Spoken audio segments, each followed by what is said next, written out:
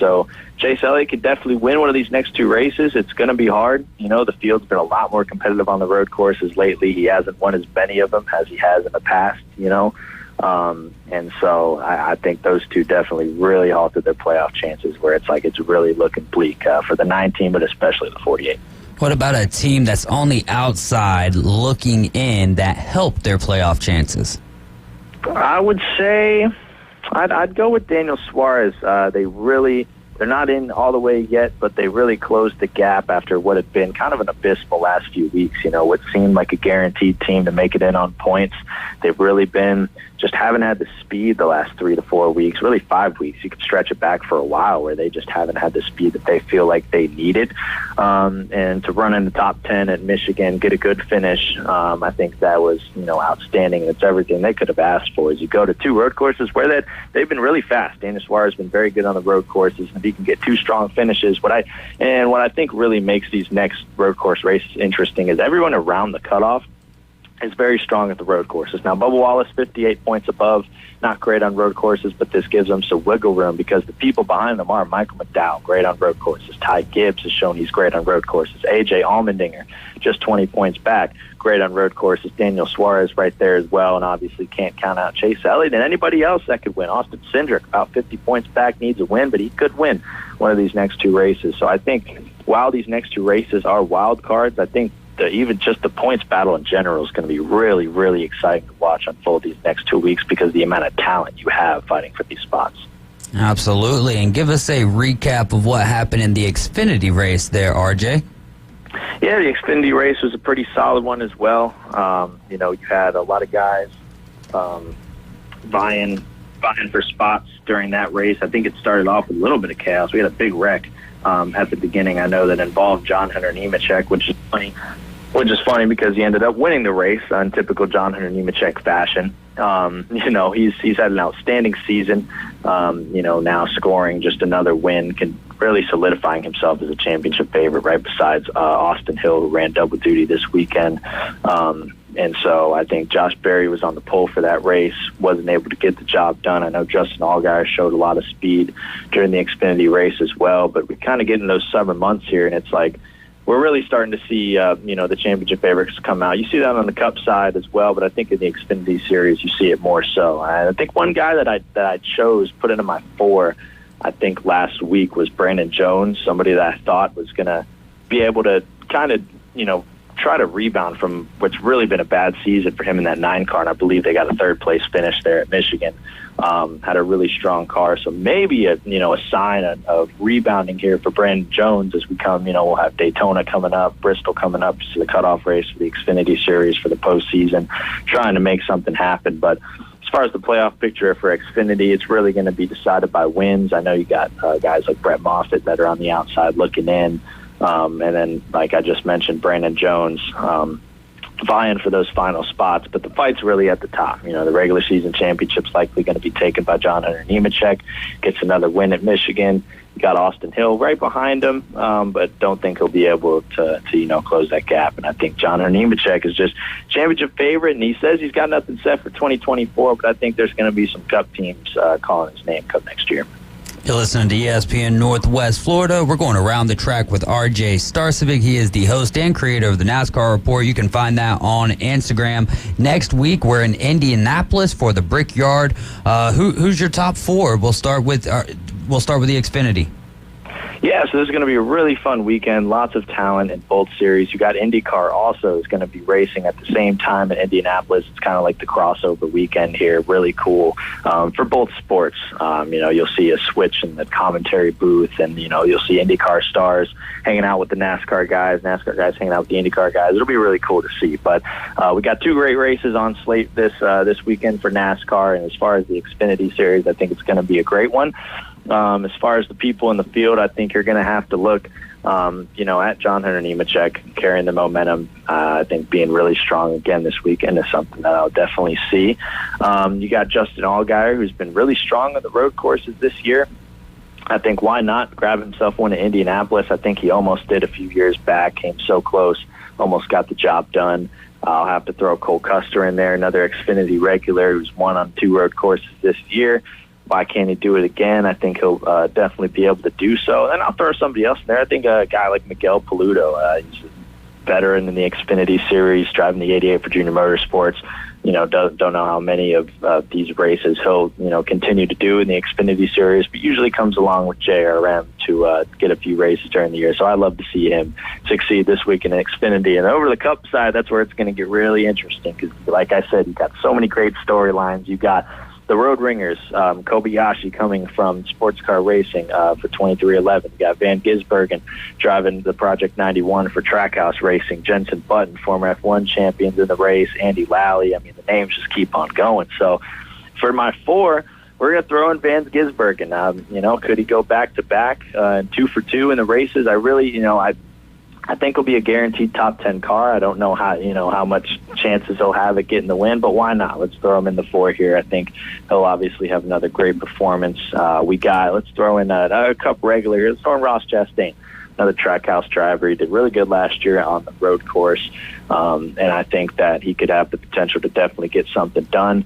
Third guy, kind of a wild card here. Let's throw in Chase Briscoe. I think every time we've come to the Indianapolis road course, he has been very strong, whether it's an Xfinity. He won there 2 years ago at the inaugural event, was strong there 2 years ago in the Cup Series. If this is any track where Chase Briscoe could pull off a miracle to get in the playoffs, I think it'd be this one. And then I'd throw in A.J. Allmendinger. A.J. Allmendinger needs something to happen for him to get above the cut line. He could make it in on points, but why not score a win? He won here 2 years ago. I think he could definitely do it again. Nonetheless, there's so many great drivers and teams you could throw into this. I think it's definitely going to be one of the most exciting weekends of the year, one of the most anticipated for sure. And it's going to be a great race come this Sunday. Cannot wait for it. It's going to be a lot of fun. RJ, thanks so much for giving us some of your time, and we look forward to chatting with you next Monday right here, 4:20 on the Afternoon Underdogs. Anytime. Looking forward to chatting with y'all next week. Have a good one. Yes, sir. That's RJ Starsvig. Make sure you get on over to Instagram and go follow the NASCAR Report and RJ Starsvig. You are listening to ESPN Northwest Florida. When we return, we're going to play a little traffic jam and trivia and go over what happened this weekend to your Atlanta Braves. We'll be right back. ESPN Northwest Florida. The tradition continues. That ball is going to be out of here. America's team plays here. Bombs away. The Atlanta Braves are back and making a statement. Ronald Acuna just clobbered one to left. Listen to Atlanta Braves baseball in a rich audio experience live on ESPN Northwest Florida. Here comes the thunder. Sponsored by Billboard Kia, Reliable Hydraulic Solutions, Mid-South Lumber, Stormore Portable Buildings, and Brock Pest Control. This is Joanna with ESPN Northwest Florida. Here is your weather forecast on this Monday afternoon. The remainder of the day, sunshine and 91 with a moderate breeze at 14 miles per hour out of the west-southwest. For tonight, mostly clear skies and a low near 83. Tomorrow, mostly sunny in the morning followed by possible thunderstorms and a high around 90. For Wednesday, some sun and a possibility of thunderstorms and a high of 89. This weather forecast is brought to you by Ellis Agency Insurance. Thank you for keeping that dial on ESPN Northwest Florida. Rely on it.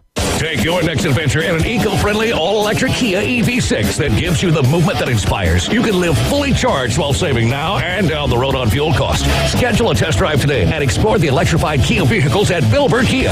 You have to drive it to believe it. Now offering $7,500 EV lease bonus when you lease a new 2023 Kia EV6 Wind Electric all-wheel drive for 36 months. You'll get the perfect balance of comfort, safety, and technology with a performance that minimizes the impact of our environment. Billboard Kia is the home of the 20-year, 200,000-mile warranty. See us today at 2435 East 15th Street or BillboardKia.PanamaCity.com. We make it easy to switch to EV ownership and give you the peace of mind you can trust. Close-in lease based on a new 2023 Kia EV6, model number N5452. No security deposit required. $7,500 EV lease bonus not available for cash. Subject to credit approval, dealer participation, and vehicle availability. $49.99 due at signing for well-qualified leases. See dealer for complete details. The 20-year, 200,000-mile warranty is a Billboard Kia warranty. Must take delivery from dealer stock through 9/5/23. Reddick leads under a rain delay in Michigan. I'm Kyle Rickey. That story next on NASCAR Hot Pass. Ray Magliozzi here for eBay Motors. So you ordered a new air filter for your car. You try to install it, but it doesn't fit. So you take a little bit off the sides. What, still doesn't fit? Well, you could try to sit on it. Or get it right the first time with eBay Guaranteed Fit. When you see the check, you know that part's going to fit. air filters, brakes, headlights, over 122 million parts. Get the right parts at the right prices. eBay Motors, let's ride. Eligible items only. Exclusions apply. Don't miss your chance to race for $1 million. Introducing the NASCAR Powerball Playoff. Enter now and you can win a VIP trip for two to NASCAR Championship Weekend at Phoenix Raceway and a chance to win the $1 million grand prize. The only way to enter is through your local lottery. And you can chase the Powerball jackpot anytime with drawings every Monday, Wednesday, and Saturday. Powerball, the official lottery game of NASCAR and home to the NASCAR Powerball Playoff. Rain forced NASCAR officials to postpone the final 125 laps of yesterday's Firekeepers Casino 400 at the Michigan International Speedway until today, after completing 75 of the race's 200 circuits. Tyler Reddick is currently the race leader with his 2311 Toyota team, while Alex Bowman, Kyle Larson, Martin Truex Jr., and Eric Jones round out the top five. The race will resume today at 12 noon Eastern Time here on the Motor Racing Network. Not all the drivers, however, will restart, as Kyle Busch, Chase Elliott, William Byron, and Josh Berry were all involved in early race accidents and are out of the event. See more at MRN.com. I'm Kyle Rickey. This is NASCAR Hot Pass on the Motor Racing Network. When the sun sets on the Emerald Coast, the freaks come out and play. Hi, I'm a recovering crackhead. Hand me that shotgun. The Afternoon Underdogs. Get on your knees! ESPN Northwest Florida.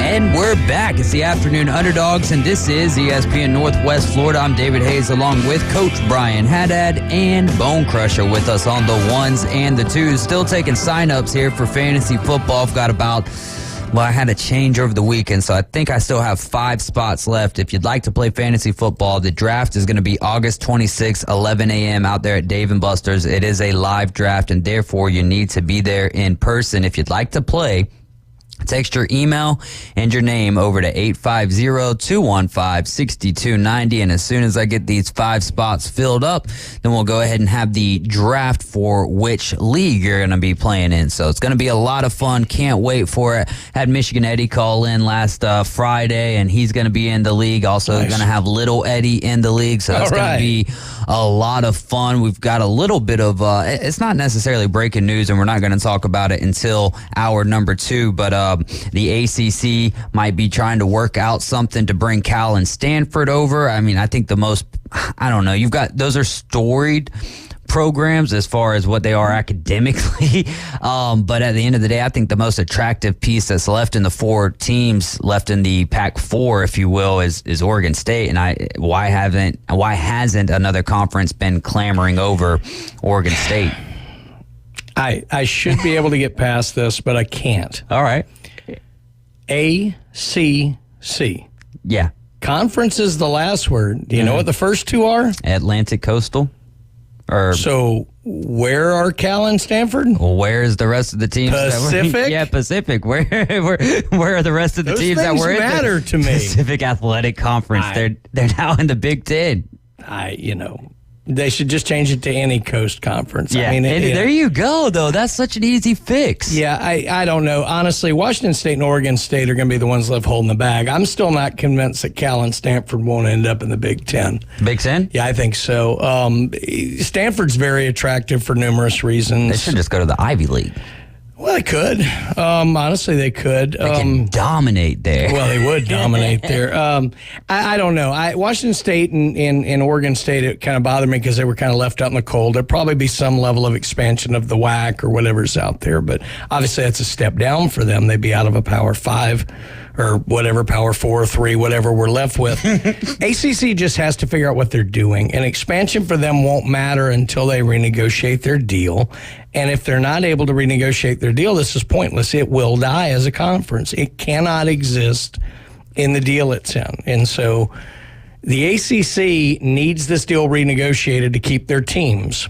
If they lose their teams, ESPN could say we got the greatest deal in the world, but if the conference dissolves, then you don't have a deal with anything. Yep. So it honestly is in both of their entities' interests to come together and renegotiate this deal, though ESPN is holding most of the cards at this point. So they're going to have to figure something out, because otherwise the ACC is just doomed to dissolve. Yeah. And I don't know what it looks like at that point. But Cal, Stanford, that may be a Band-Aid on a gushing wound. Yeah, no doubt. I don't know. We'll dive a little deeper into that here in hour number 2. For now, though, let's play a little traffic jam and trivia. Which two teams played during the first live radio broadcast of college football? Which two teams played during the first live radio broadcast of college football for a little traffic jam and trivia? You know the answer? Were you listening to the broadcast? No, the only thing... No, but Glenn Manley was there. No, the only thing I would have known is the station. Yeah. Because I did come up in broadcasting, so okay. I would have known what station it was on based on the time frame, but... All right, then. But no, I would not have gotten the teams right. I'd have been somewhat geographically close, but I wouldn't have gotten this. If I had you answer that, then you would know we would kind of give away a portion of the answer. Regionally it would, but just knowing some of the history of radio and television broadcasting and all, I would have guessed the stations. Well, it's your chance to win $25 to Not The But That Boot Store, along with a 12-pack of Buffalo Rock. Just tell me which two teams played during the first live radio broadcast of college football. You can search it up. Just get on to Google, type that in, and I'm sure you'll come away with an answer very quickly. The Braves dropped the series to the Cubs. The final two games, Max Fried came out Friday and just looked incredible. The Braves had a huge win against the Cubbies there. I believe it was 8-0. And then the next 2 days, just not great starting pitching. And the Cubs, they've got some of the hottest bats in baseball right now. And it's fun to see old Dansby Swanson getting along with his former teammates with the Atlanta Braves. But I don't think there's anything to worry about. Of course, you want to go out there and win every game. You definitely want to try to win every series.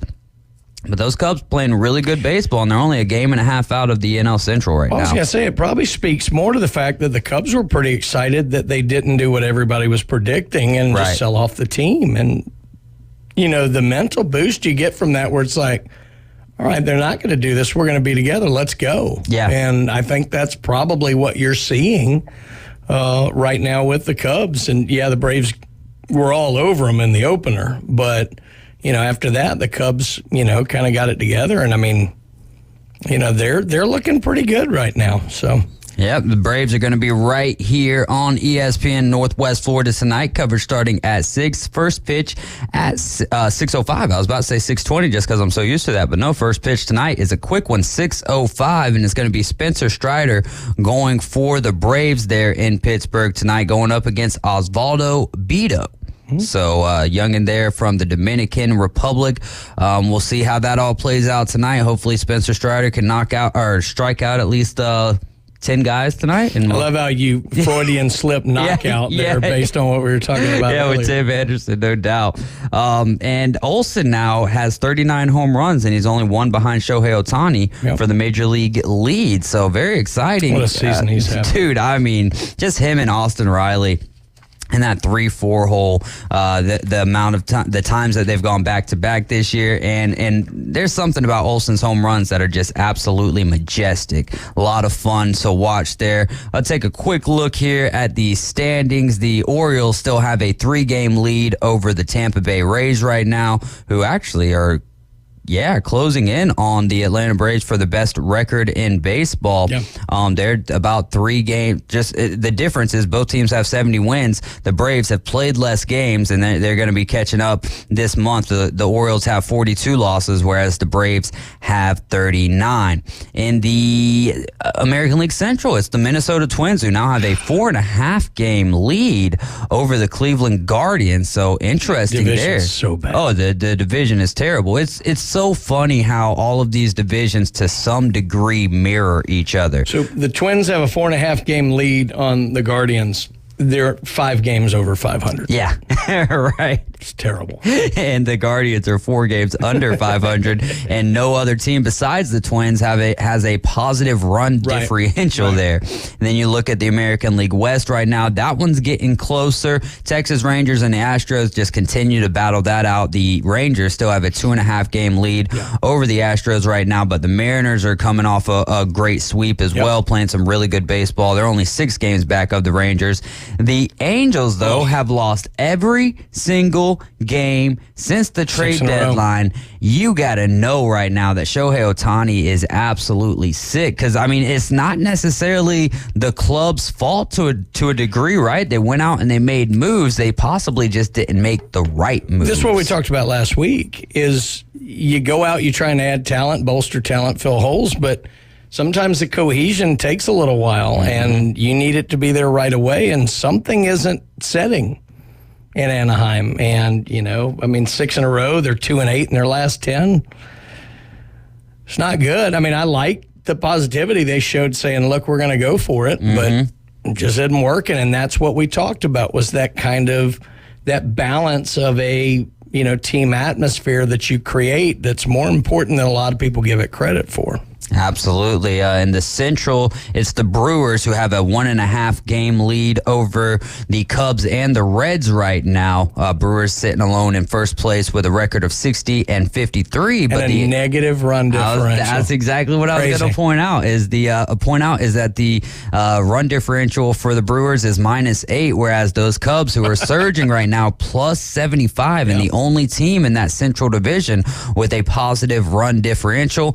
Out west, you've got 3 teams with a positive run differential. One stands alone. It's, of course, the LA Dodgers. Freddie Freeman just won the National League Player of the Week award. The Dodgers got a 4-game lead on the Giants right now. The Giants have a 4.5 game lead on the Arizona Diamondbacks. The Diamondbacks right now are riding a 6-game losing streak. And your Atlanta Braves have a 10.5 game lead over the Phillies, 14 games over the Marlins, 21 over the Mets. And guess what, y'all? The Nationals are only 1.5 games behind the Mets, and I love to see that. Let's go, Nationals. Show me the basement. Yeah, exactly. Braves have one of the top run differentials in all of baseball. I think they only trail the Texas Rangers. Braves are +163, and the Rangers are +170. You look at that AL West, though, and every team outside of the Oakland A's has a positive run differential, much like the AL East, where every single team has a positive run differential. But it's amazing. So you look at things here. I love the Orioles. Great young team. They're going to be good for a long time if they can keep them together. But it's amazing. Every team in the AL East has a winning record. But look at the 2 teams in the basement of that division.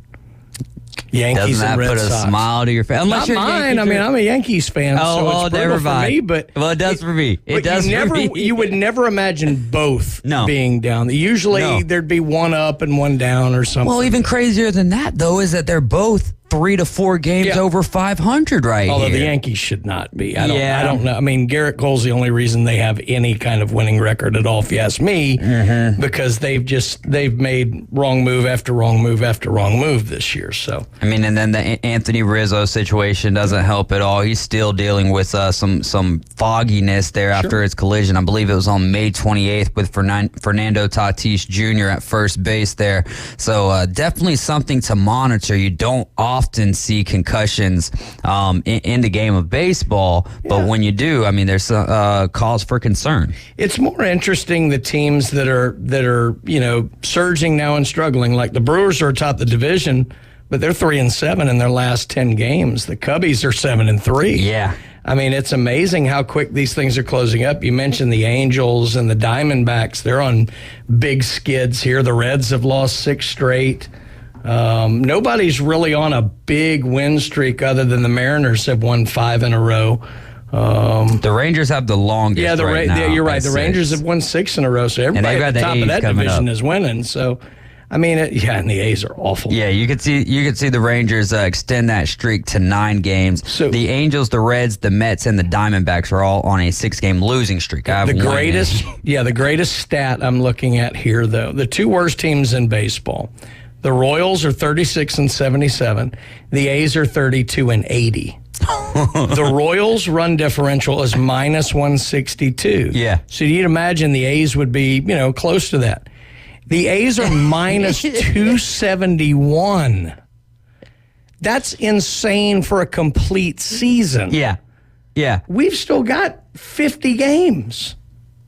I want to know what the record is for the worst run differential over a single season, because the Angels have to be vying to break that. And we're going to be right back with hour number 2. This is the Afternoon Underdogs, and you're listening to ESPN Northwest Florida. Give us a call or text at 850-215-6290.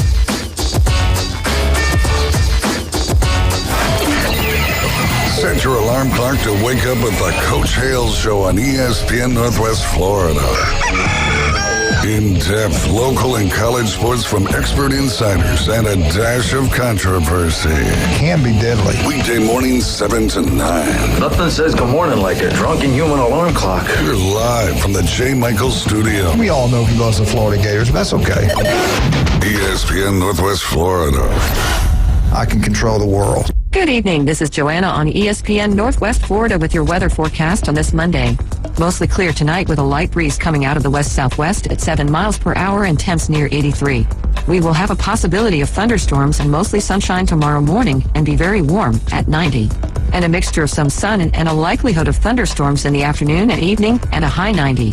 This forecast is sponsored by Mid-South Lumber, the best little lumberyard in Panama City. Thank you for tuning into ESPN Northwest Florida. Rely on it. Are you tired of hearing 2 weeks when you call to get your boat worked on? Hey folks, it's Chris Kramer with Kramer Marine and Outdoor, and we'll get you in and back out on the water as quick as possible. We're a full-line Yamaha outboard dealer and Suzuki outboard dealer, and we have master-trained certified mechanics on site. So if it's just an annual service, electronics install, trolling motor install, or all the way up to a full repower, we can take care of you. So stop by and see us in the corner of Frankfurt and 23rd next to Bill Kramer GM, or call us at 850-851-0453. The Panhandle's destination for live play-by-play. WGSX Lynn Haven, WVLQ Port St. John, ESPN Northwest Florida. Bay Breeze Bait and Tackle, this is Tim. Do y'all sell bait? Yes, we seasonally stock live shrimp, live bull minnows, live sand fleas, live fiddler crabs, earthworms, night crawlers, crickets. We also stock frozen shrimp, sand fleas, mullets, squid, pre-rigged ballyhoo, bonita, stingray, cigar minnows, Boston mackerel, Spanish mackerel, and a few other miscellaneous baits. It's worth the drive to buy premium locally sourced bait from Bay Breeze Bait and Tackle, located directly off Highway 98 on the west end of Panama City Beach. Doing what other stations can't. The Afternoon Underdogs is live and local. 850-215-6290. When you've completed dialing, listen for the ringing signal. 104.3 ESPN Northwest Florida. And we're back. It's hour number 2 of the Afternoon Underdogs. I'm David Hayes along with Coach Brian Haddad, and we've got Bone Crusher with us as well on this beautiful Monday afternoon. We've got a little college football talk we're going to dive into. We're going to get into some PCB hobby in the next segment. We don't have Todd today because he's I always want to say Baltimore, but it's Pittsburgh, right? He's up in Pittsburgh. Yeah, he's actually hoping to go to the game, I think. But there might be a little weather in the area, I think he was saying. But I think they were trying to make plans to go to the game. That would be a lot of fun, man. Get some good pictures out of that. A brief look at the wild card real quick in the American League. Your top 3 seeds are the Rays, the Astros, and the Blue Jays. Trailing behind the Blue Jays are the Seattle Mariners, who are 2.5 games back, the New York Yankees, who are 4.5 games back, and the Boston Red Sox are 5 games back, and then Angels are 7 games back, 1 game below 500. And over in the National League, you've got the Giants, the Phillies, and the Cubs. Cubs are tied with the Reds. The Marlins are just a half game behind them. The Diamondbacks a game and a half behind the Reds. Padres sneaking up there, a team that I don't think any team in baseball wants to see get into the playoffs unless you are the Padres, because they have tremendous pitching and they've got a lineup that is well structured, and if they put it together, it's a team that's going to be hard to beat. Crazy talent in San Diego. That's why so many people were thinking they might move on from Soto or whatever. A couple of pitchers, Hader and Snell, I think it was. Is Hader? Yeah. So they were talking about those guys going, and ended up nobody went, and they're just going to stick with them. It's a hugely talented team that has been very disappointing. Yeah, disappointing for sure. But, hey, if they catch fire, look out. Well, the Oakland Athletics, we were talking about them. They're only 30.5 games out of the wild card. So, like, what would your percentage be of? Well, they need that Moneyball streak. Yeah, and then they need every other team in the league to just crater. No, they're as much as the Padres are talented, the A's are not. Yeah, it's just not a well put together organization. So 100%. A couple of other quick points here. Lyon Richardson made his big league debut for the Cincinnati Reds. His first 2 pitches, 2 home runs to the Washington Nationals. That is not a great way to start, and it's wild though because we're talking about him. Seen from the Reds, 100%, 100%. All press is it's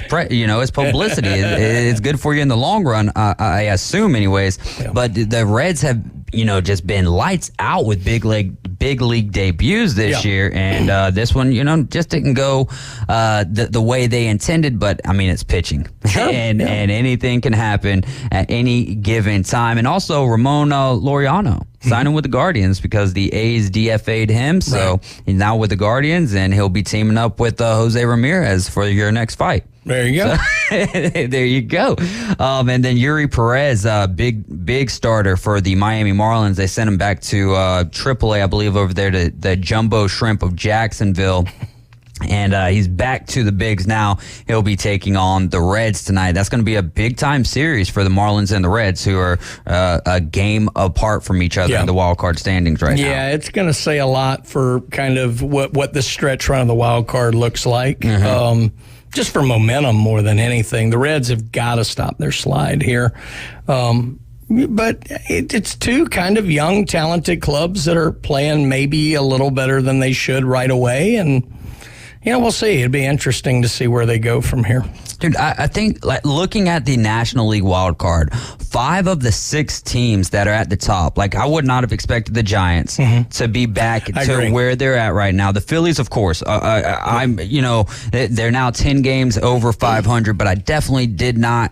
I expected them to at least win a wild card. Then you've got the Cubs, didn't expect that. The Reds, absolutely not. The Marlins, no. Diamondbacks, no. Padres, they're low, but I mean the Pirates being above the Mets. That's just insane. And the fact that the Nationals are only 9 games out, if they they put if they string some wins together, who knows? You could see the Nationals, the Bryce Harper-less Nationals, the no-name Nationals. I mean, who's the stud on that team right now? Maybe Lane Thomas? They got a lot of good young prospects, but you're right. There isn't any real go-to player that they've got right now. And it just speaks to the length of the baseball season. Here we are. It's August the 7th. We have 50 games left, basically. So, I mean, there's a lot. And maybe that's why a few teams are still kind of in it, that it seems like they won't be. In the next 2 weeks, we'll start to see some real separation. The A's will be mathematically eliminated by then. But, it's kind of fun to see those good young teams. There's so much young talent in baseball right now. And I don't know if it's people are following the Braves model about when they see promise out of a young player, they're advancing them fairly quickly. Yeah, they can go straight from AA to the show. Right, and so I don't know if people are following that model or we just happen to have better support systems. I do think the advancement of the college game is helping a lot of draftees be more major league ready than maybe they have been in the past.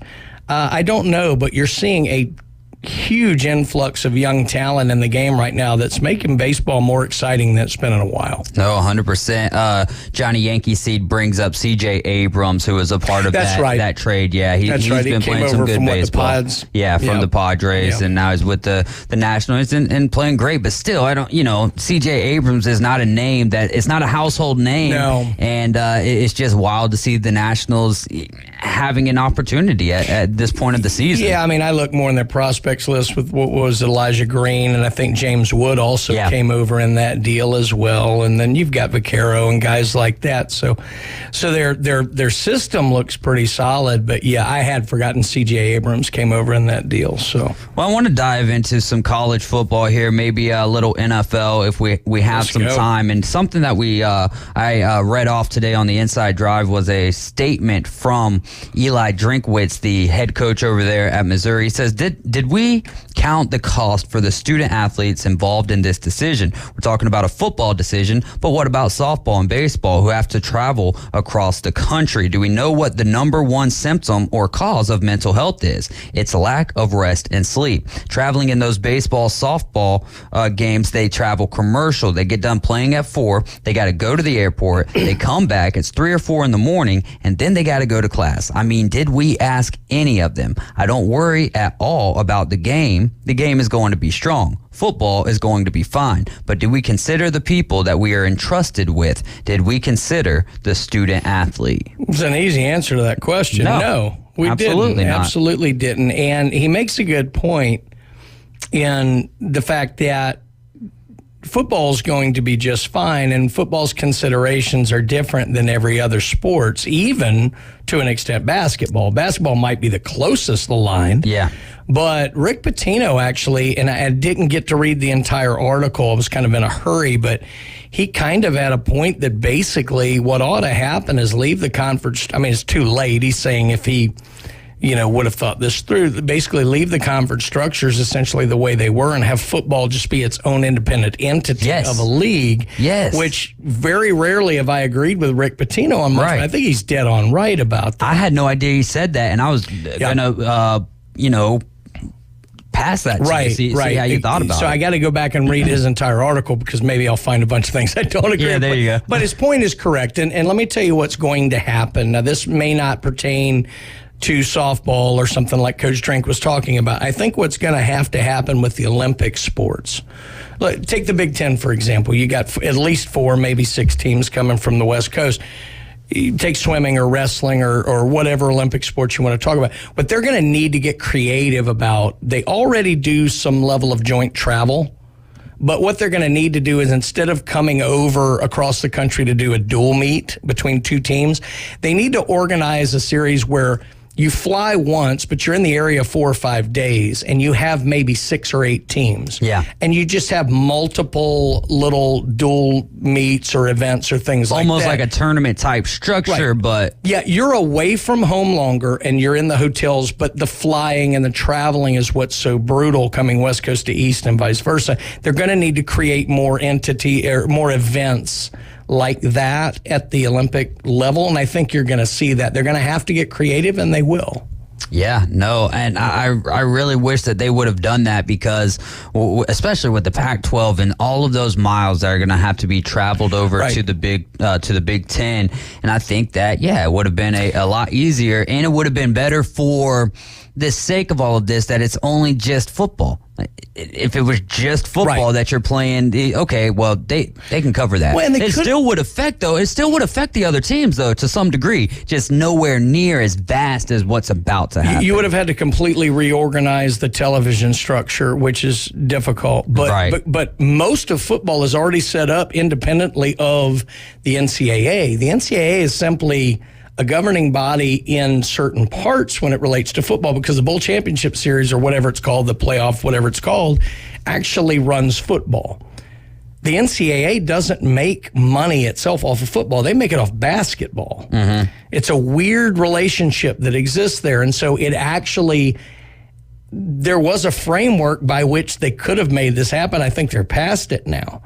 But the ripple effects down the line of other sports with the conference realignment is not necessarily going to be positive for certain teams. For some, it will be in the way that they've realigned these things specifically for football. So there should have been more consideration, but am I surprised? No, not at all. Absolutely not. You know the air is rare when we've got Michigan Eddie on the line. What's going on, Eddie? Go Blue Truck Series representative back to by the way, it's the corporate lobbyists that run college football that put the money behind it, that makes the money. That's who's running the rules, just like corrupt politicians. Anyway, what I want to talk about is NASCAR, the Player Cracker 400, and the Irish Hills at MIS, Michigan International Speedway in Brooklyn, Michigan, where Brad Keselowski almost finally won at his home track. But if he can't win, Chris Butcher, his teammate, did win. All he had was 25 laps to go, but he pitted too early, and he had to pit and all that crap. But I was really hoping the kid from Rochester Hills, BK, would have won that race, man. Golly, I was so ticked off at work, man. And you had the NASCAR guy on before when I was starting my drive from Tyndall. I'm like, BK's finally going to do his first win, secure a spot in the playoffs. And then, man, Chris Buescher's already won, man. Come on. And share the wealth, son. Yeah, share the wealth. He should have just been like, you know what, since you're a part owner of this team, then we'll just let you go ahead and pass me here.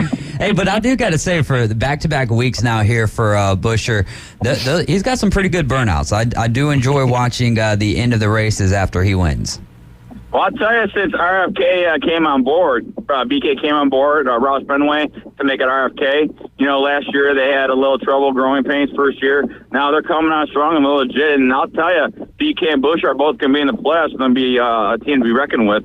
And so it's not going to be just Hendrick and Gibbs, you know? Yeah, no. You know, or Childress Racing. You better watch out. Yeah. You know, because they're coming on. Guys, hey, here's the thing. BK's from Detroit Rock City, home of the Big Three. We know automobiles. Blue collar. Not Toyota. Sorry, Japan. America. Henry Ford, baby. Know your history. How bad would it be if RFK was driving like a Toyota, though, instead of a Ford? How would you feel about that? Well, considering that a lot of imports are made in America now that provide American jobs, I wouldn't feel as bad.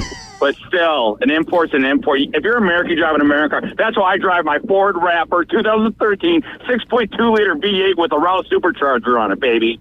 Old school, steel body, not the aluminum crap they're making now with the fake turbo boost that they got going on through the Raptors they're making now. I'm going old school because this is going to be a collector's edition one day. See, I was going to say nobody from north of the Mason-Dixon line should ever win a NASCAR event, but I think Eddie has brought me over to his side with this America rant. I think I'm on board with you, Eddie, here.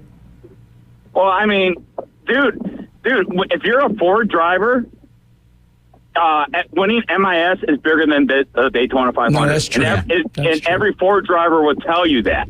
And if you drive from Detroit Metro Airport and you're going east on I-94, you go up to the left, you'll see in Dearborn, the Ford headquarters with a blue oval. It's like a 20, 30-story thing. Eddie, big. You may know this. When you had the CART IRL split and open wheel back in, I want to say, 92, 93, somewhere in that time frame, Roger Penske and the owners, when they took their Indianapolis 500, they called it the US 500. Didn't they run that in Michigan? Oh, well, the CART and IRL split, right? Right. And then they took the IndyCar race away from MIS. And that used to be the second biggest race besides the Indy 500. When you had Michael and Mario Andretti, Tom Sneva, Rick Mears, all those guys. And it is a tragedy that you don't have an open wheel race at MIS anymore. That's that's almost as fast as Texas Motor Speedway for IndyCar. Right, and I think that's layover punishment because I think when the CART guys broke off and did their own thing, and when they set up the US 500, I thought they moved it to MIS, and I think when they got back together, that Tony George and the crew with the Indy Racing League, I think they held on to some bad feelings over that, and that's why they haven't brought MIS back on the schedule. Well, that could be true because I used to follow MIS Roger on Twitter before I got suspended from Twitter, and now he's not the president of MIS anymore. Yeah, he's a really cool guy. So even if that's the case, there's new management running MIS now. Sure. So I mean, you got to change that, and now you got the Detroit Grand Prix that's running in downtown Detroit, but you need an IndyCar race back at MIS, because that's one of the biggest races besides the Indy 500. Who cares about Long Beach, St. Petersburg, whatever, or Chicagoland, or even at Texas Motor Speedway? Yeah. I mean, you got to have all the all the sports, auto sports series in Detroit, in Michigan, 'cause that's the birthplace of it all. Whether you like Michigan or not, the politics, whatever, it is the birthplace. Big three, baby. And I'm a Ford guy. The birthplace of the vehicle or the birthplace of racing? A little bit of both, I would say. Okay. I mean, I just, from others, I have no dog in this fight. I've just heard that most of the time people say Charlotte. No, not for the vehicle. Well, for NASCAR, maybe, but no. I mean, for open wheel racing, which pre-exists the NASCAR running like that, no. It definitely Midwest would be Michigan, Indiana, that whole area. But everything came out of Detroit, obviously. Gotcha. And yes, I'm definitely speaking to the people who I was asking. Well, NASCAR was the old moonshiners. Yeah, I mean, that's what that that's came right. from, right? The moonshiners taught the NASCAR how to drive when they're running their booze. Hiding their booze from one place to point A to point B, That's brother. right. That's how Junior Johnson learned how to do it. Michigan. Yeah, that's right. Let me ask you something pertaining to the new conference realignment and the new Big 20, if you will. Who's going to be the team that's coming from the Pac-12 that Michigan Eddie's going to create the rivalry with? Obviously, it's not going to be bigger than Michigan, Ohio State or anything. But who's going to be your big rival from the Pac-12? Well, it's not going to be you, Doug. My high school was the Huskies. And when I went to the academy, we're the Huskies there too, and I have a Husky, so the Huskies.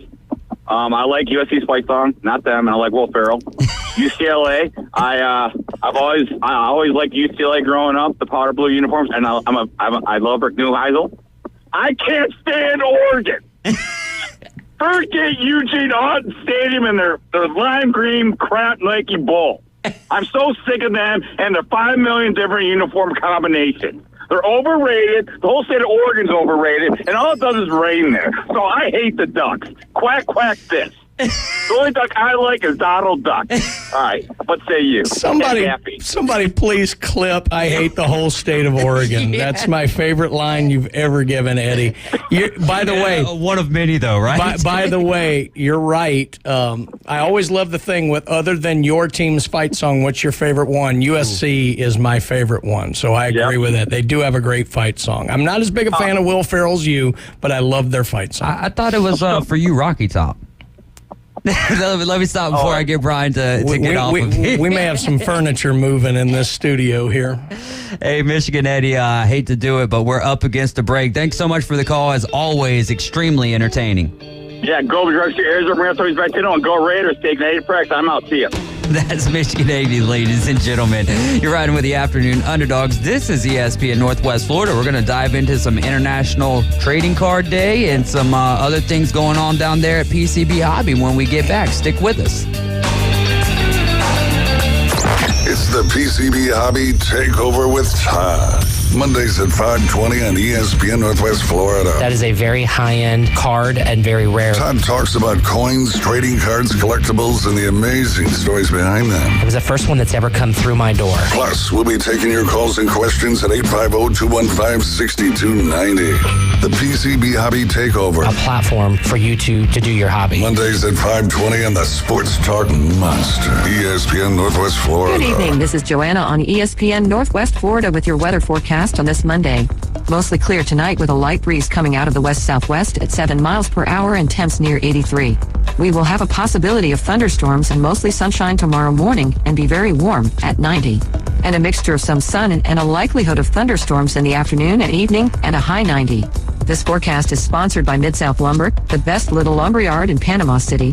Thank you for tuning into ESPN Northwest Florida. Rely on it. Bestway Portable Buildings has been your portable building specialist since 1989. Before you invest your hard-earned money someplace else, owner Jason Mulder invites you to stop by Bestway and get a quote on just about any size building. And whether you buy with Bestway or not, it's worth the trip just to meet Bestway Buddy. Say hello, buddy. Good boy.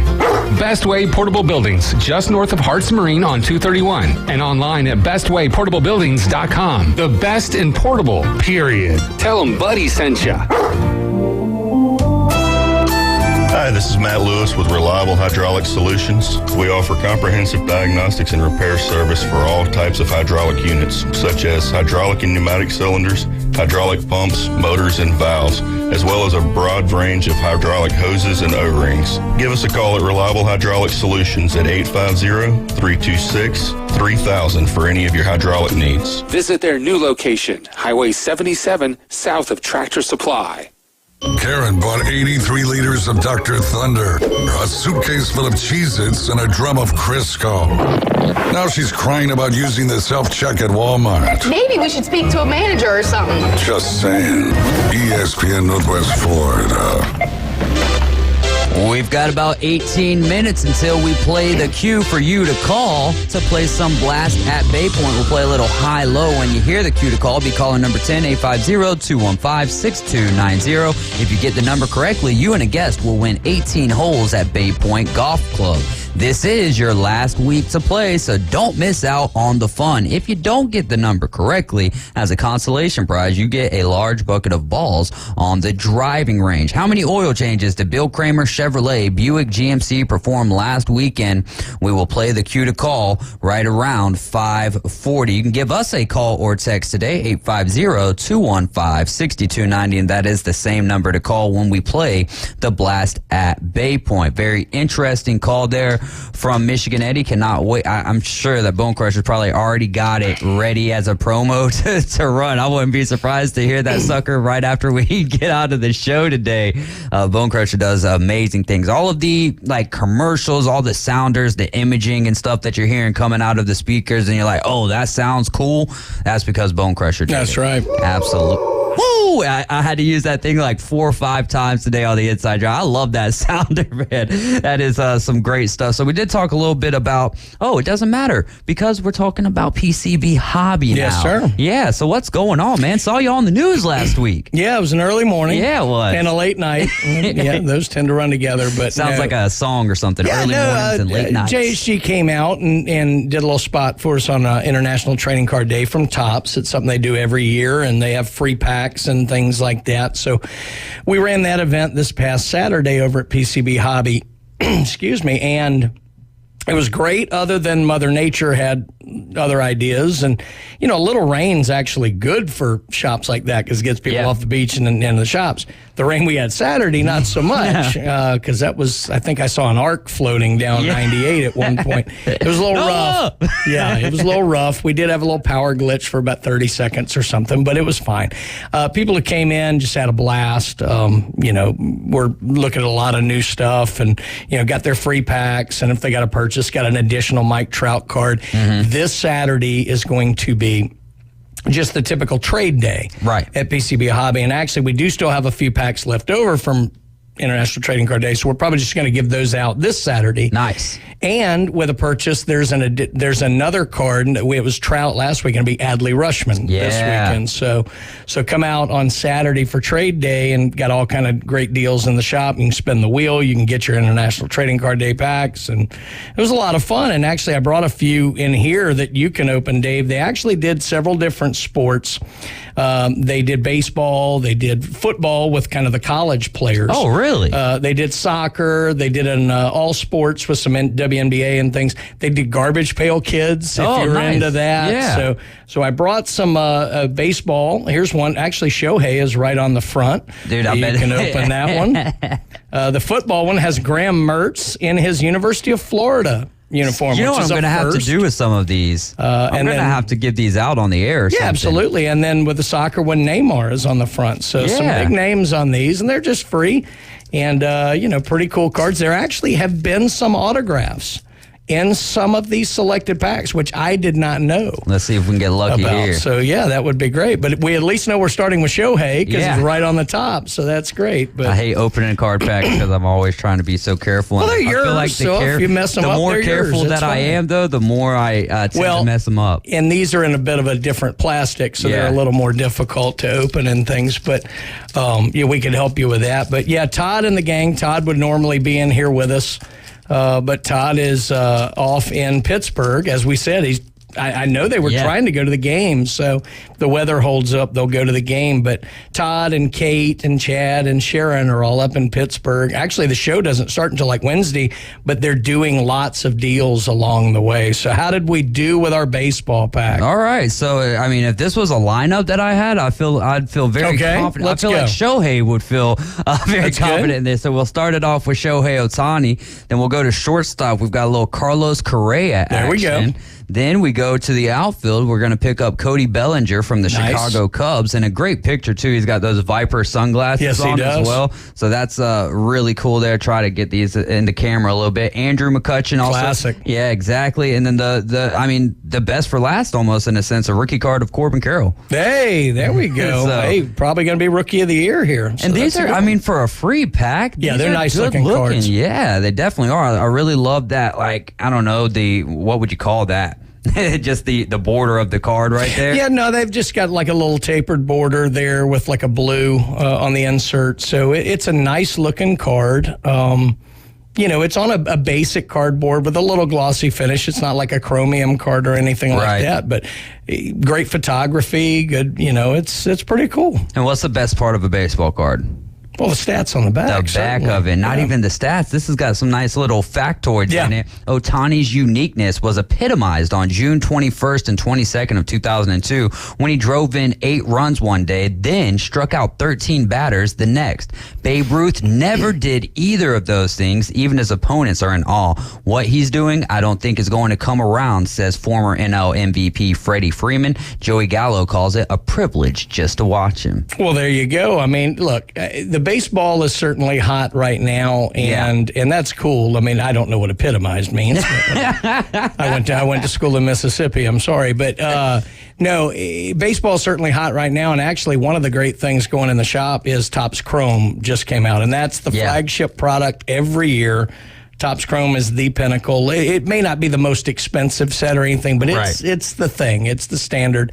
And it is really good looking this year. I wasn't as big of a fan of the look of the cards on the regular paper. Right. On Chrome, the colors just bounce. And they look so good. We actually ran through multiple cases of product. The first week they came out, just got reinforcements in today. Yeah. And they're hot. They're hard to get a hold of. Got more cases of jumbo, more cases of hobby, even got the blasters that are there. But what I'm going to do now is I'm going to pivot over, since I'm the college football voice here. I'm going to open the football one, which focuses on college football. And like I said, this is the first card I've seen with Graham Mertz in a Florida uniform. Yeah. So we're going to start with Graham Mertz for the University of Florida. Does it throw you off at all, like seeing him in a Florida uniform? No, not really, because what Topps does so much, they own Bowman, and Bowman U is part of the college front. We talked about that with Victor Wembanyama and things in the basketball, but they do Bowman U Chrome this year has been such a hot product with Bryce Young and C.J. Stroud and Will Levis, Anthony Richardson's kind of first cards, first autos. So we've got Graham Mertz. And we got Casey Thompson for Nebraska, another quarterback. He transferred from Texas. Here we go. Buckeyes, OHIO. Julian Fleming, wide receiver for the Ohio State University. I heard one of their commits, he actually pulled out the Michigan backpack. I don't know if you saw this or whatever. And then inside of the Michigan backpack was an Ohio State jersey. But then he said, I'm taking my talents to the University of Ohio State. I wonder how that's going to that guy's going to get hurt by a lot of people. He said it wrong. He stirred the rivalry. Yeah, he just needs to go to like Hawaii. Yeah, Up next. All right, this is for you, Dave. The quarterback with the most starts in college football right now is... Okay. Most starts in college football? Most starts in college football. Ooh, man. I thought it'd be Grayson McCall because he's 150 years old, but it's not. We've been talking about his school a little bit today. His second school. Caleb Williams. Bo Nix. Oh, Bo Nix. Oh, that makes the a lot of sense. University of Oregon. Auburn fans got a Bo Nix. And our final card, that's not good for me. What is it? For that school up north. Oh, no. In Oxford, Mississippi, Walker Howard transfer in. Wow. For Ole Miss. So I have to send that back. So quarterback heavy. Yeah. We got 4 quarterbacks out of our 5 cards. Wow. There for those football. are good-looking cards. They are really good looking, and I'm a big college football fan, so it's cool to me to see the logos there for college football. No, 100% though. Oh, it looks like we've got Travis on the line. Travis, you're riding with the Afternoon Underdogs. What's going on, my friend? What's up, guys? Hey, I've actually got a question about the cars that you have there. Yes, sir.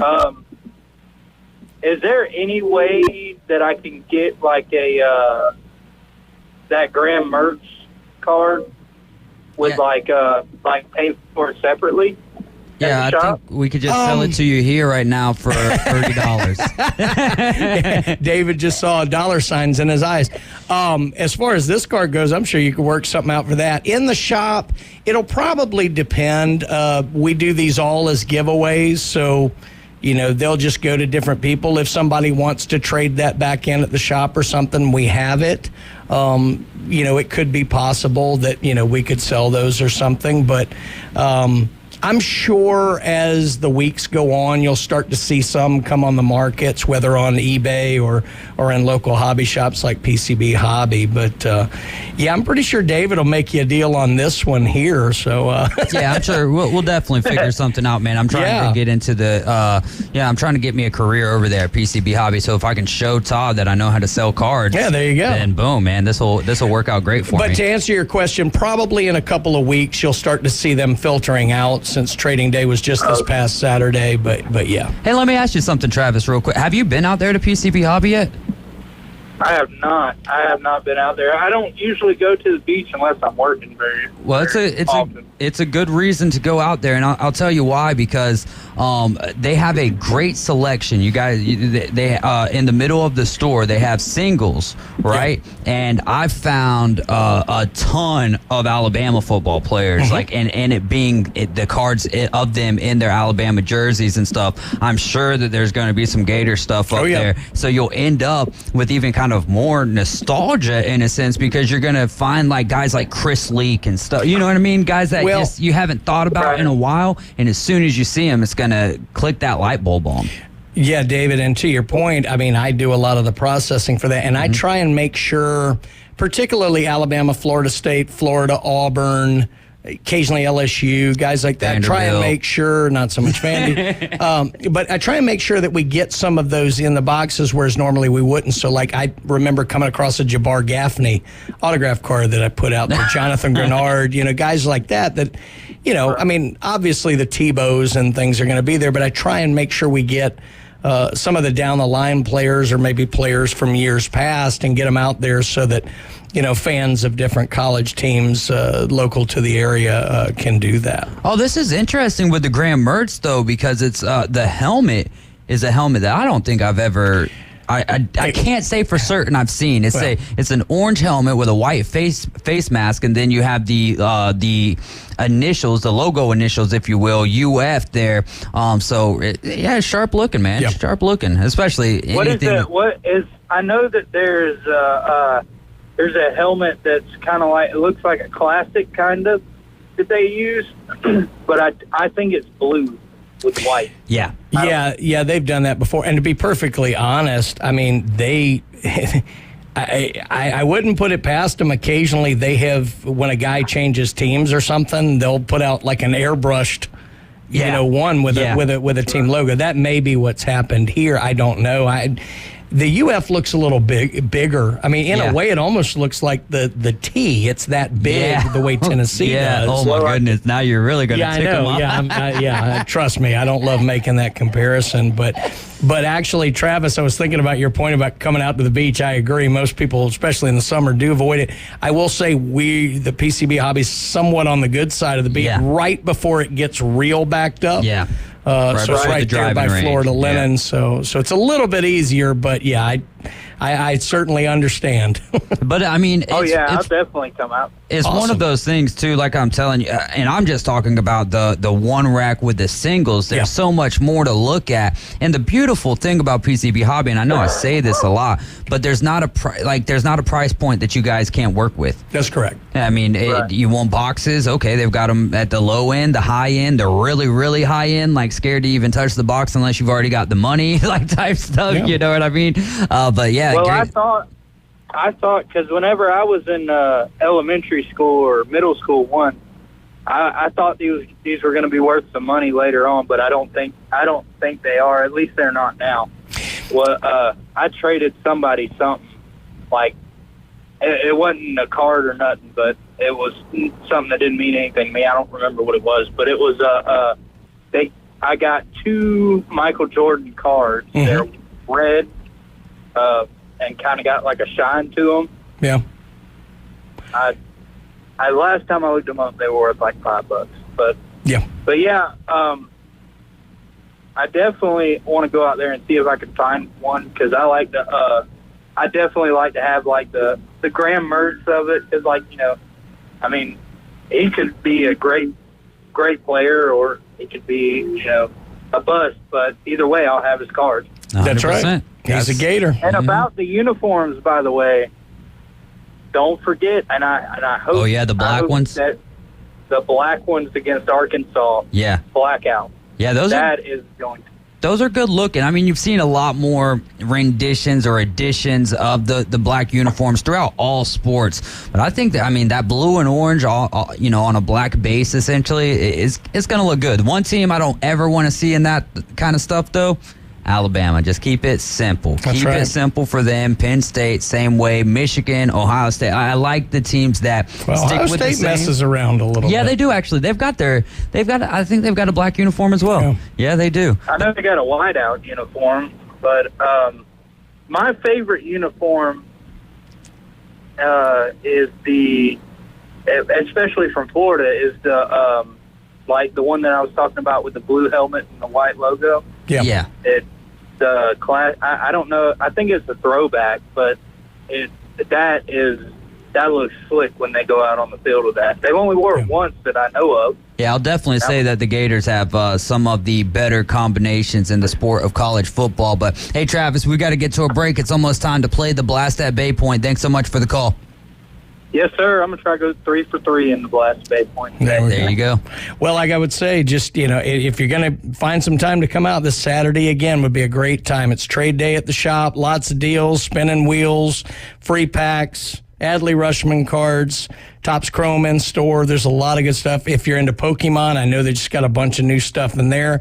We got coins, we got comics. Come see the crew. You got everything. And then some of the events going on over there at PCB Hobby this week. Tuesday night, you got Yu-Gi-Oh! From 6 to 10. Wednesday, you've got the weekly Pokemon League, again, from 6 to 10. Friday night is Friday Night Magic, again, from 6 to 11 here, actually. 6 to 11 there. And then, as Brian mentioned, Trade Day, which runs from 10 a.m. to 6 p.m. They do that every second Saturday of each Whatnot month. streams on PCB Sports Cards on Whatnot starts back up tomorrow. We're going nighttime now, 6:30 p.m. Tuesdays, Wednesdays, and Thursdays, with the best mystery packs you're going to find on Whatnot. I heard the host is pretty good at that as well. That guy's crazy. You're right with the Afternoon Underdogs. This is ESPN Northwest Florida, 850-215-6290. Be caller number 10. Let's play a little high-low.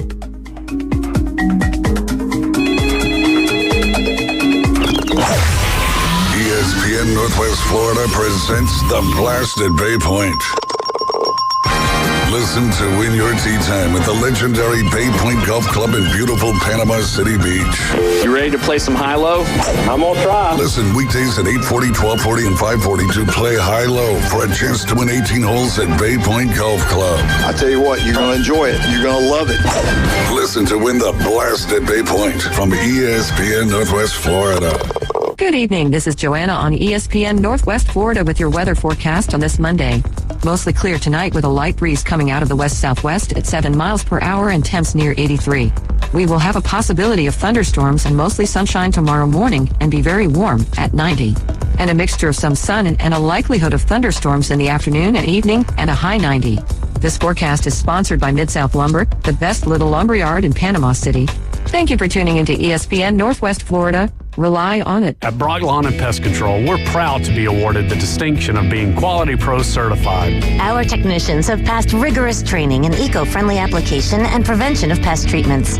Part of the program is the practice of integrated pest management. IPM's goal is to prevent pests from ever entering your home. It includes inspection, prevention, education, and, when necessary, application. We're proud to be Quality Pro certified. Brock Lawn and Pest Control, the standard and level of trust. What's that grin about? I just took a load off my staff by hiring Fresh Start Cleaning Services. How'd you manage that? Fresh Start Cleaning Services allows our team to leave at the end of their shift and not have to stay and clean after a double.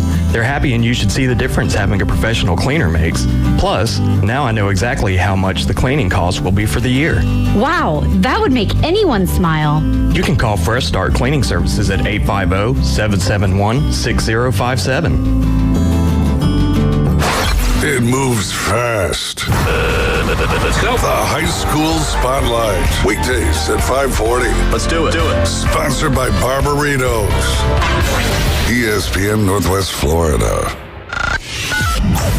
You're right with the Afternoon Underdogs. This is ESPN Northwest Florida, and we're playing high-low for the Blast at Bay Point. We've got Bill on the line. Bill, how many oil changes did Bill Kramer Chevrolet Buick GMC perform last weekend? I'd say 79. That is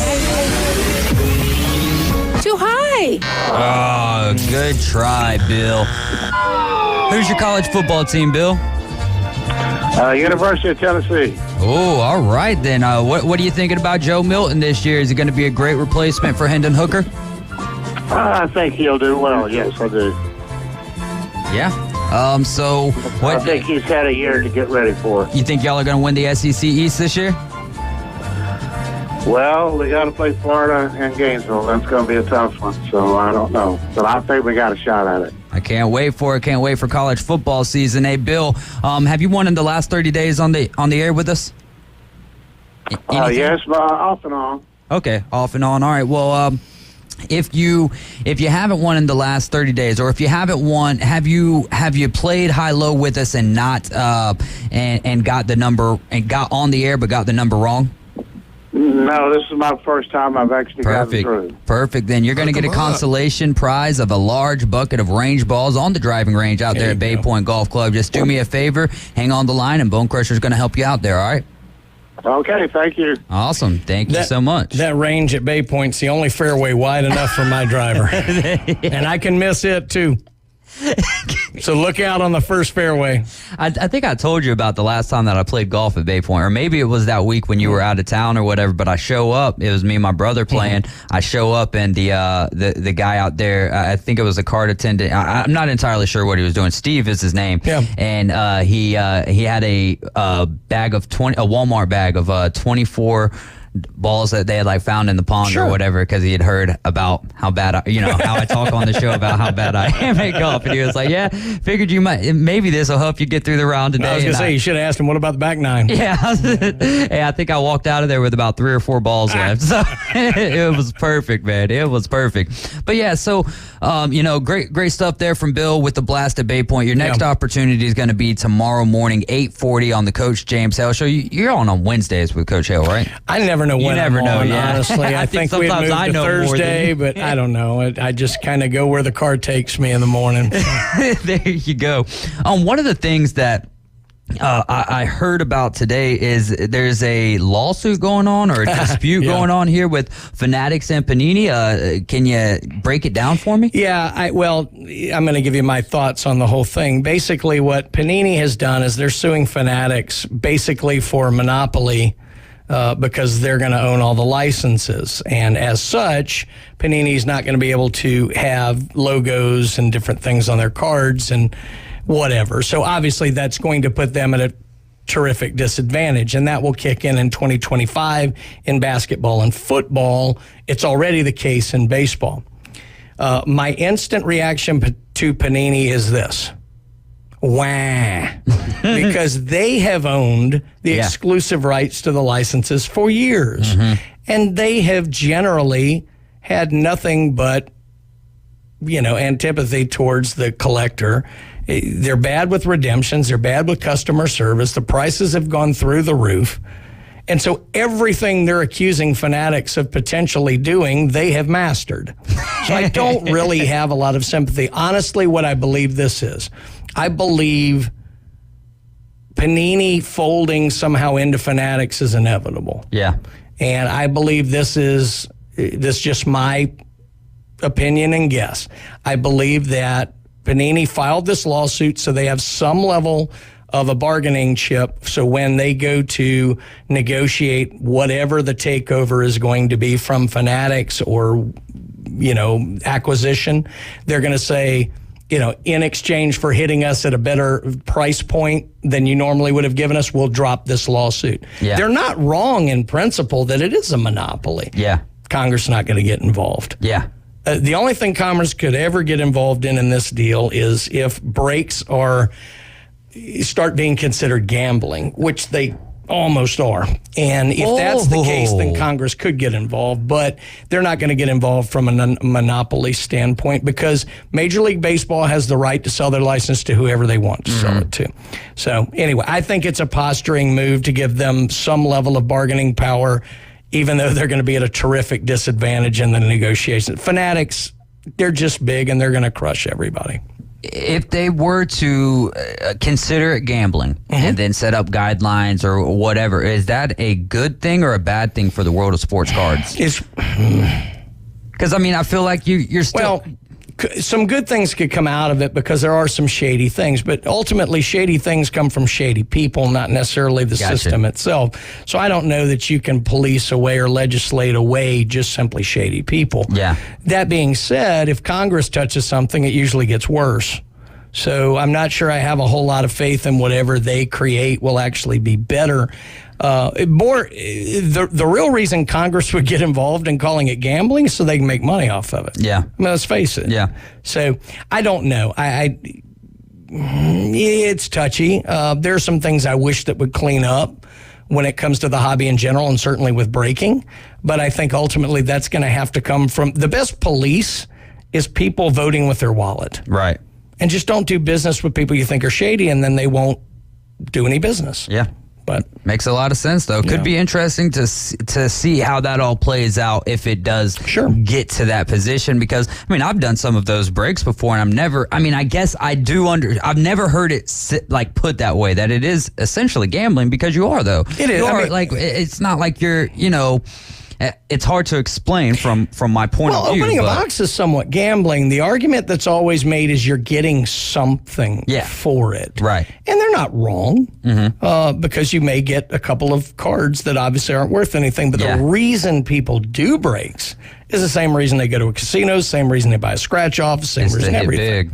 Yeah, it's you're going after a chance of hitting it big, and you're selling dreams, not cards. Yeah, because a lot of people, if they don't hit anything nice in those breaks, they don't even want the base cards. Correct. They'll be like, "You just what?" I've seen other people be like, "Well, can you give them to me?" And so they'll just that happens a lot. And look, that's what it's for. And honestly, I don't think people go into it not knowing what it is. Yeah.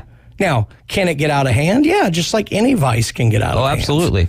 I remember my first time on Whatnot, and next thing you know, I'm looking at my credit card statement like, I don't remember spending that much. That's right. So it's like anything, any kind of impulse buy, but God, they're entertaining and fun, and they're a great way. A lot of times that might be the only way to get into a higher-end product because you can't drop, for the highest-end products, you can't drop $2,000 for a box, but you might be able to drop $150 and get a team. Yeah.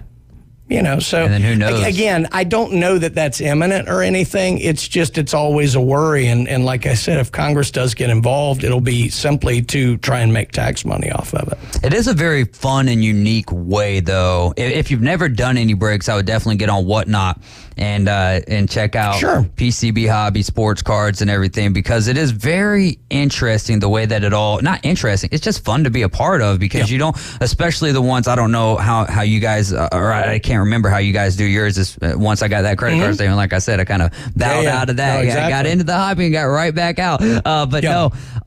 It's pretty much random how you even come across your team that you get. It depends. Yeah. You can do it a couple different. When we haven't done a ton of breaks, we've done a few. We like to do them more on the in-store ones where everybody's there and everybody sees everything. Yeah. That's usually the problem, is what's going on off camera.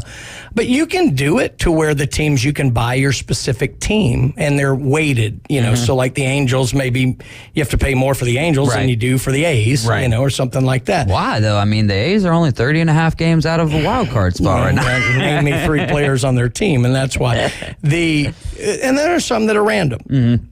You pay the same price going in, you spin a wheel, you do the cards. I never do the cards because I've known too many card mechanics in my life. But you do a wheel, something like that, and you get a random team. And that could be fun because for, a $50 buy-in, you could get a $150 team or you could get a $20 team. So it's just more gambling, for lack of a better term. Yeah. But it is fun. And if you view it as entertaining, it's like any form of that. If you go into it, you never put yourself in a position where you can't pay a bill. You view it as entertainment first, and then you're getting some cards on the back end. It's a wonderful way to have fun with a hobby. Absolutely. You just, like anything else, you just got to do it the right way. Well, we'll get into a couple of local points here very quickly. Brought to you by Barbaritos. Visit Barbaritos on 23rd Street. Tell them that the Underdogs sent you. Barbaritos, food, community, people. Donkey ball. You ever heard of donkey ball? I used to play Donkey Kong. Does that count? Nope. It's a little bit different here. Donkey ball. It's been, I think, 40 years since they played it. I got this, read this story on WMBB. It made its return to the Panhandle. They're at the Possum Festival over there in Wausau. So it's just like baseball and softball, except you play the sport on the back of a donkey. So the batter is like they don't got bases. They're just like chalk circles or whatever. So the batter hits the ball. Then you hop onto the back of the donkey and then you try to make it to first base, and hopefully that the donkey is actually taking you to your destination where you need to. If the player has to make it to the base before he gets tagged out, again, just like baseball and softball, if the player falls off the donkey, they're out. The defense also on donkeys, and they have to stay on to throw the ball into play. If they're not on a donkey, they have to crawl on all fours to legally tag a player out. Do you have to tag the player or tag the donkey? Oh, that's a good question. That's like tagging a player. I've never played this before, but it's like tagging a player with your glove and having the ball in your hand. Yeah. You know what I mean? So I would assume that. But that was the 54th edition of the Wausau Possum Festival, and the first time in a long time since they've played some donkey ball. And then, I'm gonna phrase that the way Coach Hale would. Cocaine's a hell of a drug. That is a great response. And our final piece of local here is we always hear about the Florida man. This one's a Georgia man. We just heard about Florida man. Donkey ball. The donkey ball. That's a Florida man. Georgia man is trying to keep up with him. Georgia man is in custody after deputies say that he tried to baptize himself in a local church. You heard about this? I did read about this story. This happened Friday. The Bay County Sheriff's Office responded to a burglary call right over here. I mean, not too far from y'all. Yeah, Emerald Beach Church off of Church of God off of Alf Coleman. So it was Derek Porter, and he used a cinder block to smash the window of the church. And then there was also an employee in there in the church and ran for safety after she heard the glass breaking. But apparently he caused approximately $8,000 worth of damage to the church, and also took a few TVs and other electronics as well. He's facing charges of burglary of an occupied structure, criminal mischief, meth possession, and possession of drug paraphernalia. He was also out on bond for burglary in the state of Georgia. So maybe that's why he was baptizing himself, trying to, I guess, essentially. The meth heads have come up with a shortcut becoming a Christian. So let me adjust. I can't follow that. I know. Let me adjust my previous summation of the last story. Sure. Meth is a hell of a drug. Oh my goodness, man. Yeah, when I read that today, because anytime that you see Florida man or Georgia man or whatever, which normally it's Florida man, like you're automatically intrigued to go ahead and click the article, and then to find out that it's because he was, and that's not why he's getting in trouble for baptizing himself, breaking into the church, stealing stuff and everything. But why in the process? Like, did you have what was baptized? I'm sure that you didn't start with a baptism. I'll give him some level of understanding on this one. It was hot. Yeah, there you go. But was it hot inside the church? I don't know. I don't know either. So that is your edition of local news today here on ESPN Northwest Florida. And that story was actually from WJHG. Yeah. Kareem Hunt visiting the Saints. That's something that we didn't really have time to talk about today. They're going to be without Alvin Kamara for the first 3 games of the season, so this could be one of those pickups. It's kind of weird that it's not weird when we're looking at the state that we're in right now with the position of running back, but I mean, Kareem Hunt's a name. I mean, it is surprising every time that I see that he's still him, Dalvin Cook, Ezekiel Elliott. We're talking about 3 big name backs with great name recognition, and I still think have at least some to offer a little bit in the tank, but the amount that these guys are wanting, just NFL teams aren't budging for that. Well, the problem is their careers are so short, they need to maximize. And because they want to maximize, the clubs don't want them because their careers are short. It's this endless loop. And look, I wish this on nobody, but we know there's going to be 2 or 3 big injuries in camp here in the preseason. And Zeke and Cook and all these guys are going to find homes because of that. So the rules of the game have put running backs in a terrible position. And like I said, it's that endless loop that they're going to have to figure something out because these guys take too much punishment to not make the money that they need to make. And without guaranteed deals, I mean, if I'm them, I understand not playing for what they're offering. Yeah, so. No, it's a great point. That's going to do it for us today. Thanks so much to Coach Brian Haddad for stopping by with us and for Bone Crusher for keeping it always fun. This is the Afternoon Underdogs. We're going to be back tomorrow. Your next chance for Blasted Bay Point is tomorrow morning at 8:40. Your Atlanta Braves are up next. We're sorry, Oregon.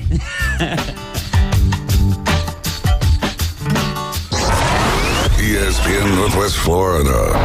The Atlanta Braves play here.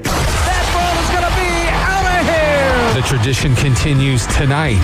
The Atlanta Braves at the Pittsburgh Pirates. Listen to play-by-play and ultra-high fidelity live from PNC Park. Line drive, base hit, left field. First pitch is 6:05 right after the Afternoon Underdogs. On your home